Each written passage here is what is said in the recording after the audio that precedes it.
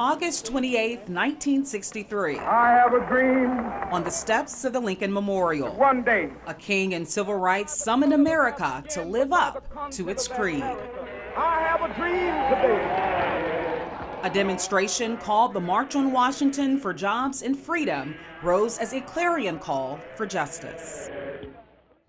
I'm Marissa Mitchell, and for the next 30 minutes, we are taking you inside that seminal moment in history, what it achieved, and where some feel our nation stands on issues of race and economic equality 60 years later.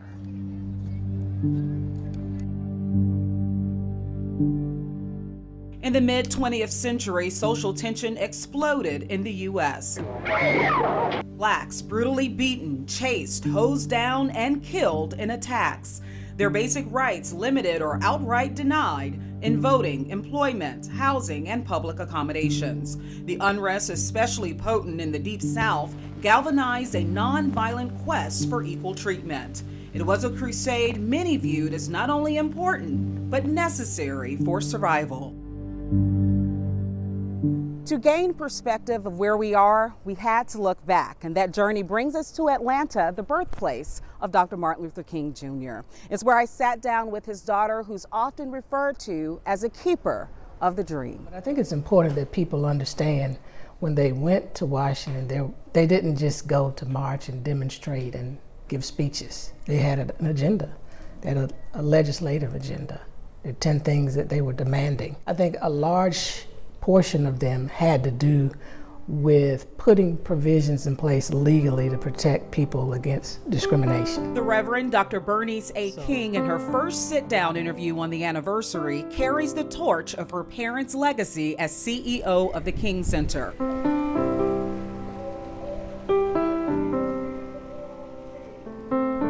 Her father played a key role in the March on Washington, which was also organized by civil rights leaders, including A. Philip Randolph, who held a similar but smaller protest years prior, Bayard Rustin, and a young John Lewis. You're talking about slow down and stop. We will not stop. The group put forth 10 demands, such as decent housing and adequate and integrated education, demands that required government backing and support. They called for a minimum wage of $2, which today is a little over $15, which people are calling for. So we're behind, you know, but they called for it, you know, and it was a march for jobs and freedom. People often leave that part out. Yeah, they think it was just racial. It was economics too. One of the demands was authority for the Attorney General to institute injunctive suits when any constitutional right is violated. We know the work that the Department of Justice has been doing on the Attorney General across this nation in many different areas. And so, you know, that's one of the other accomplishments. The need for new laws wasn't just a priority for the collective. President John F. Kennedy announced a plan for sweeping civil rights legislation just weeks before the demonstration in 1963. But those living in the turmoil wouldn't and couldn't wait. Many traveled from Atlanta and all over the country to the nation's capital for the march, and some admit, although they were clear on its mission, they were uncertain about its magnitude. Whether or not anybody would show up. Washington, D.C. Congresswoman Eleanor Holmes Norton was there. As a student, I worked for the March on Washington. I helped prepare for the march to get people here and to tell them where to stay when they came, to help them make preparations. An estimated 250,000 people converged on the National Mall, making the demonstration the largest in the country's history at the time. Black and white, young and old, and everyone in between, united in solidarity.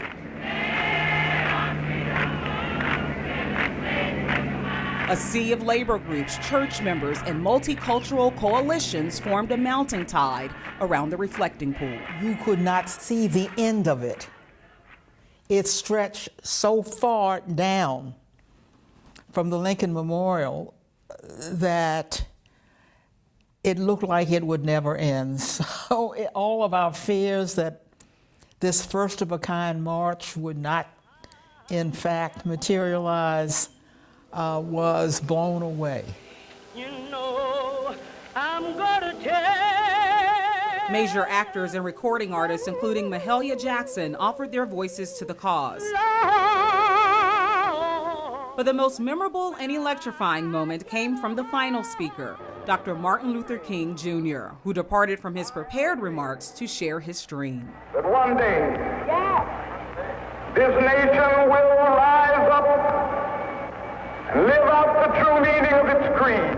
A dream especially purposeful at a memorial for a president who a century prior signed the Emancipation Proclamation, an executive order issued during the Civil War to free slaves in rebelling states. An orator like none other. I have a dream that one day on the red hills of Georgia, the sons of former slaves and the sons of former slave owners will they be able to sit down together at the table of brotherhood. I have a dream. He did a good job in his role, one of his major roles, as spokesperson for the movement and helping people understand the issues and what's going on and what's needed and really disseminating the information. That's the power of nonviolence that we're not practicing today. Let freedom ring from every hill and molehill of Mississippi, from every mountainside. He had to pull on everything that he had learned and understood through time.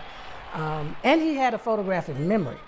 That's part of it too, literally. He could write a speech and remember every word in that speech in the form that it is. When we let it ring from every village and every hamlet, from every state and every city. Wow, even to this day, people come to be right where all of this happened.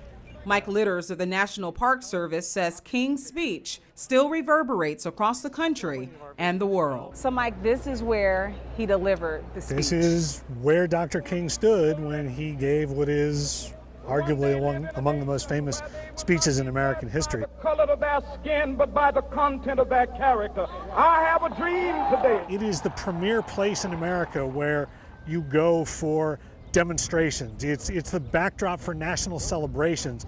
And more than anything else, it has become associated with the civil rights movement, in no small part because of the March on Washington. We must say, wake up, America, wake up, for we cannot stop. There was more press covering the March on Washington that day than it covered President Kennedy's inauguration just a couple years earlier. Ask not what your country can do for you.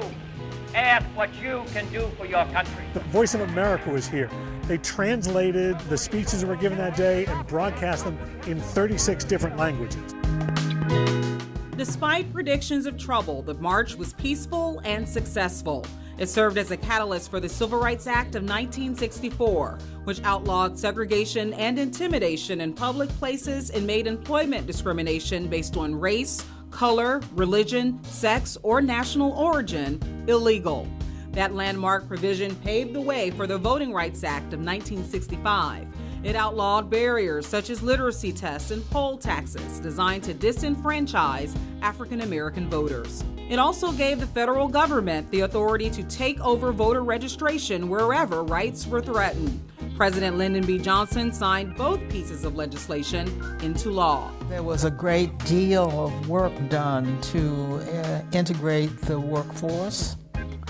It was jobs and freedom. The Equal Employment Opportunity Commission, that was one of the things that the March on Washington achieved. In 1968, Fair Housing Act. And so all of that, I believe, was catapulted, forward because of the 1963 gathering of the March on Washington. Who had been seared in the flames of withering injustice. I read your father's speech again through and through, and what stood out to me was the promissory note that he said the architects of our country had written through the Declaration of Independence and the Constitution, and we've come here today to cash that check. That was the biggest part and most pivotal part of the speech to me, but people talk about I have a dream. So I wanted to know, for you as his daughter, which part did you find most integral? Well, in light of the times we're living in, there are two parts. I think that's the most important part economically because we know that there's still an enormous wealth gap in this nation, racial wealth gap. We know that this country's economy was built on slavery. But 100 years later, the Negro still is not free. But in light of the climate, for me, the part that I kind of speak about a lot is that as we are struggling to get our rights, we must do so on the high plane of dignity and discipline. To me, that's the most important part, because we cannot win this freedom struggle, this struggle for justice, through any form of violent confrontation or resistance.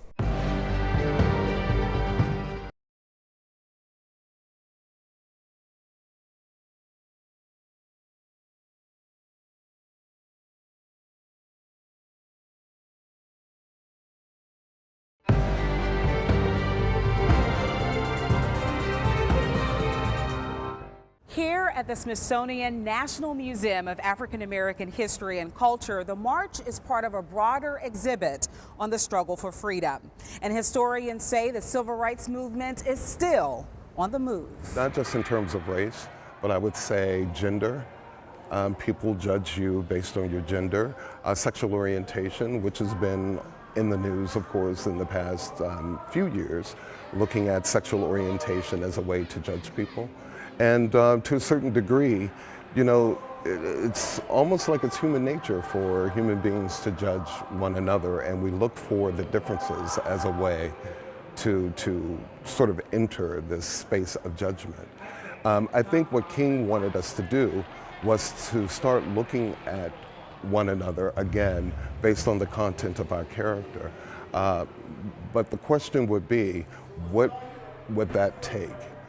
You know, what kinds of programs do we need in order to get people more sensitive about judging people based on their character rather than their gender, their sexual orientation, or the color of their skin, or the complexion of their skin? Is that a federal program, or is that something that people can do in their communities, at their houses of worship, at their local rec center? To what extent do we need to be more involved as community citizens? Aaron Bryant It was a combination of people. is and one of the that gets museum's back to curators. He says the March on Washington was a precursor to King's 1968 Poor People's Campaign, and that push to end poverty persists. Here we are years later, and these are still very much issues that concern every American. We're all concerned about education still. We're concerned about housing people and the cost of housing. And we're still concerned about job training and employment. Even though, you know, most Americans are working today, we're still questioning the idea of upward mobility and chasing that American dream. And I think that's something that persists today and may persist in the long run as the American dream expands. This is the first book I wrote. It's on the history of abolitionism. Georgetown University professor Maurice Jackson says there's a fine line between socioeconomic progression and regression. At a certain point, what we're doing is fighting to protect the gains we've made. So the voting rights, we had voting rights. Now we have to go back and fight for that again. We've won the right to affirmative action. Now we have to fight to preserve that right. So it's almost like one step forward, one step back. Just everyday racism. You know, people think that because you work at a university or you work at a TV station, something like that, you don't suffer from the actual forms. It's just everywhere you go, every minute, every day. Is just something. We have not made the progress that we should have made by now in terms of increasing the economic strength of the Black community. Blacks don't have, you know, the wealth. They don't have the disposable income, you know, because of the credit system. You know, they don't have, you know, the things that are needed to qualify for the housing. And then the housing is not affordable for not just Black people, but for all people, really. where are we in terms of the judgments that we know people do make based upon the colors of our skin? Well, I think you have to understand when Daddy was delivering that part of the message, as a pastor and a preacher, you don't ever want to leave people in a hopeless situation. So he had laid out all the issues and the problems that were happening, with the black community. We'll be able to transform the jangling discords of our nation into a beautiful symphony of brotherhood. He still was saying we got to eliminate, racism in our nation, which we have not done. It's the one thing that we struggle with in this nation. I mean, when it comes to race, we try to work ourselves around it. We don't want to come face to face, and especially anti-black racism. For some reason, this nation struggles with black people. I don't care what you can call it race baiting or whatever you want. Anybody that knows me, I relate to all people. I cross the party line, so I'm not race baiting.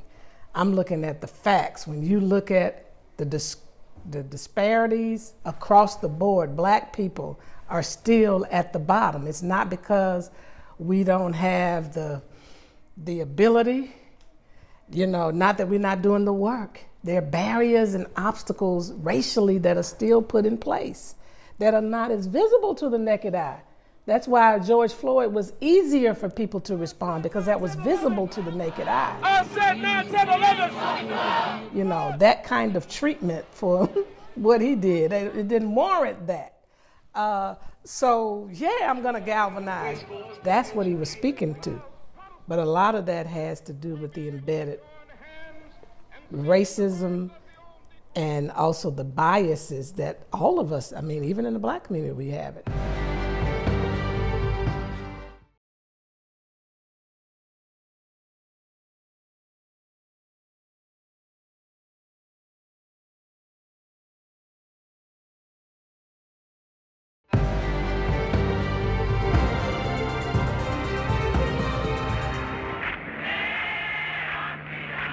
The March on Washington for Jobs and Freedom shifted the course of American history, forging great strides that no doubt rose from great sacrifice. This nation elected an African-American president. Who would have thought it? This generation, we live in, these young people have great faith in what they can do, much more confident than I ever was because of what the possibilities are. But we also have a generation today coming up who may not be as well off as their parents. Now that is unheard of. How could that be? So you say one step forward, one step back. That means the universities, the trade unions, the governments, all those have to reach deep and fulfill their obligation to make this a better society. There was a great deal of work done to integrate the workforce. It was jobs and freedom. And we see that the fruits of the march now in the way in which blacks and whites are working together in the same establishments. Remember, this was a very segregated society 60 years ago. You couldn't sit down at a lunch counter if you were black. The March on Washington, I think, is partly responsible for how this country has changed in those respects, racial respects. I'm a member of the House of Representatives now. That was almost unthinkable at the time of the March on Washington. We've come again to some polarization, but I think that's a part of what we'll always have. A layered sentiment many hope will overcome. It was a momentous occasion for the whole world. I feel like civil rights movements everywhere have been inspired by it. So it's really spread across the world, the effect that it's had, especially for myself as an Irishman. He spoke to Catholics and Protestants for peace in our land. So it has created a massive effect that's caused so much change. In my own personal experience, I am a Hispanic from South America, and well, we're all mixed.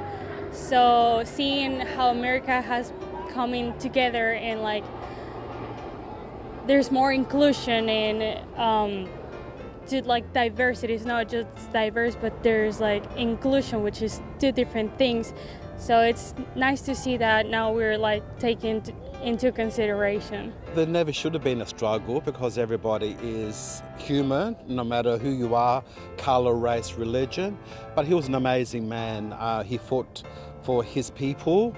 He succeeded. He's an icon, and he will always be an icon together with President Kennedy. So Washington is the place for your forefathers. With all the history, you can't erase history, it's there. And so the younger generation must always look at the history of the US and be proud of who they are, especially the African Americans. Out of the mountain of despair, a stone of hope. One of Dr. King's quotes engraved in his own memorial, not far from where he delivered his famous "I Have a Dream" speech. On August 26 in Washington, D.C., there's a commemoration planned at the Lincoln Memorial. His daughter says as we reflect upon that history, we must brace for the journey forward, one that may prove more nuanced for all humanity. Technology, if we're not careful, is going to displace us and also create more challenging human rights issues, because AI, robots are not humans. They don't have a spirit or a soul, nor emotions. So what's going to happen when we're side by side 60 years from now? And when we talk about all being created equal, where robots are not us. So what's going to happen constitutionally? What's going to happen when you start having robots in your law enforcement? They don't have a human emotion to pull back. You can't take a robot to court and prosecute a robot.